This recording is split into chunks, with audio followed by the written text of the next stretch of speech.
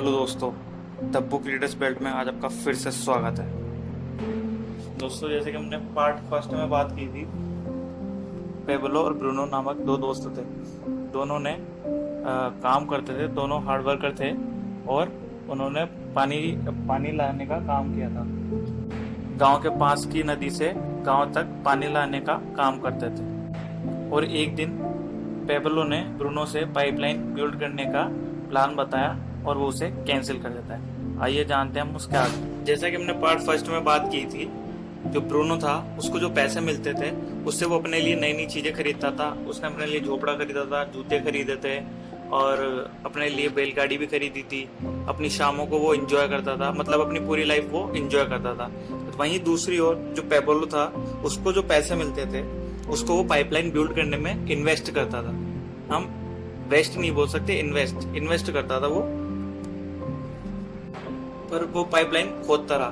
Pablo का पहले कुछ महीनों में तो खास परिणाम उसका दिखा नहीं, पर उसका काम बहुत मेहनत वाला था, यहाँ तक कि ब्रूनो से भी ज्यादा मेहनत वाला, क्योंकि पेब्लो सिर्फ शाम को ही या फिर वीकेंड में ही काम किया करता था। पर पेब्लो हमेशा खुद से एक ही बात रिपीट करता था कि मेरे जो भी कल के सपने हैं वो मेरे आज के सेक्रीफाइस से ही पूरे होंगे। वह दिन प्रतिदिन 1 इंच खोद पाता था। वह मन ही मन कहा करता था कि इंच के सहारे वह एक दिन अपना सपना पूरा कर लेगा। और इसी उत्साह के साथ वह चट्टानी मिट्टी को खोदता जाता। 1 इंच 1 फुट में बदला और 1 फुट 10 फुट में बदला, फिर 10 फुट 20 में बदला और 20 कब 100 में बदल गया यह उसे पता भी नहीं चला। जब भी वह दूसरे दिन काम से थका हुआ लौटता तो वह मन ही मन सोचता कि छोटे समय के लिए तकलीफ कुछ बड़ा अचीव करने के बराबर होती है। वह अपने डेली वर्क को पूरा करते हुए ये सब सोचा करता था कि समय आने पर उसके प्रयासों का उसको रिजल्ट जरूर मिलेगा।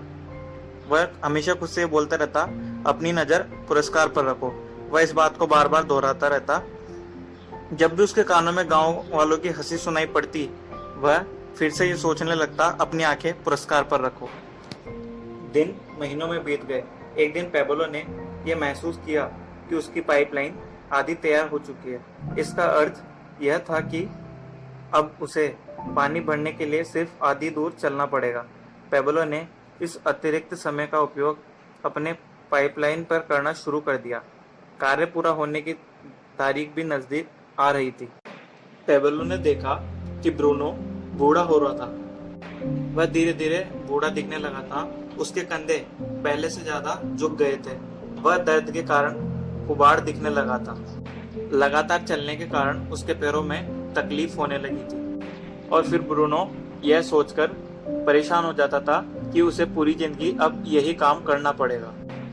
फिर उसके बाद वह अपना ज्यादा से ज्यादा समय मंदिर में बिताने लगा और लोग उसे आते हुए देखते उसका मजाक उड़ाते और उसके बाद आपस में बातें करने लगते कि देखो ब्रूनो आ गया, ब्रूनो बुकेट मैन आ रहा है। अब लोग ब्रूनो को बकेट मैन कहते थे, जैसे कि पहले पेब्लो को पाइपलाइन मैन कहकर बुलाते थे। अब सब लोग जो भी ब्रूनो एक्टिविटी करता उसको देखकर वो हंसा करते। ब्रूनो अब लोगों को चुटकुले भी नहीं सुनाता था और अब वह एक कोने में खाली बोतलों के बीच बैठना पसंद करता था। और दूसरी तरफ पेब्लो का वो सपना पूरा होने लगा था। एक दिन ऐसा आया कि पेब्लो की जिंदगी में वो दिन आ भी गया। पाइपलाइन पूरा हो गया।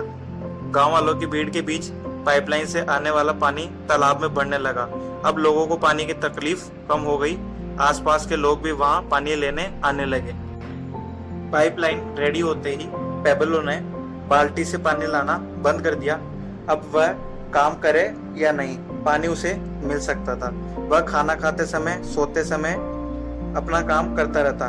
वो काम ऑटोमेटिक होता क्योंकि वो पैसिव हो चुका था।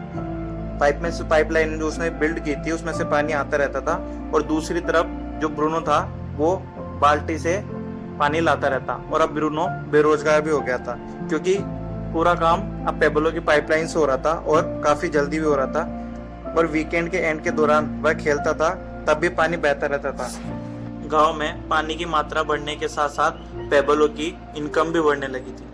पेब्लो को अब लोग द पाइपलाइन मैन, अब एक चमत्कारी पेब्लो बन चुका था। पॉलिटिशियंस भी अब उसके काम की तारीफ करने लगे थे और उससे रिक्वेस्ट करने लगे थे कि वो मेयर बन जाए। पर पेबलो हमेशा से ये जानता था कि जो उसने अचीव किया है वो कोई चमत्कार नहीं था, बल्कि एक हार्डवर्क था जिससे उसने अपना गोल अचीव किया। वह उसका सपना पूरा होने की पहली अचीवमेंट थी। आप देखोगे कि पेबलो के पास गांव से कहीं आगे बढ़ने का एक सपना था। पेबलो पूरे विश्व में पाइपलाइन बनाना चाहता था। तो यहाँ तक हमने देखा कि पेबलो ने ड्रीम देखा पाइपलाइन बिल्ड करने का, और पेबलो ने पाइपलाइन बिल्ड भी कर दी। और दूसरी ओर ब्रूनो जो था, जो कि किसी टाइम पे अपने पैसों से, जो उसकी यंग एज थी, उसने बहुत कुछ पैसा कमाया, बट वो पैसा कहाँ गया उसको भी नहीं पता चला, क्योंकि उसने नई नई चीजें खरीदी, नया नया घर खरीदा, नए कार वार, मतलब उस टाइम पे जो भी बैलगाड़ी थी वो खरीदी।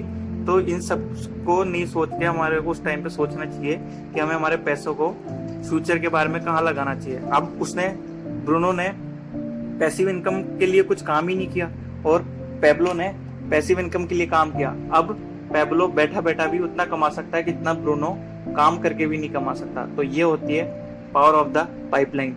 अभी हम इसके बारे में नेक्स्ट वीडियो में आगे और पढ़ेंगे। जब तक के लिए बने रहें। वीडियो पसंद आए तो लाइक कीजिएगा, शेयर कीजिए एंड सब्सक्राइब कीजिएगा।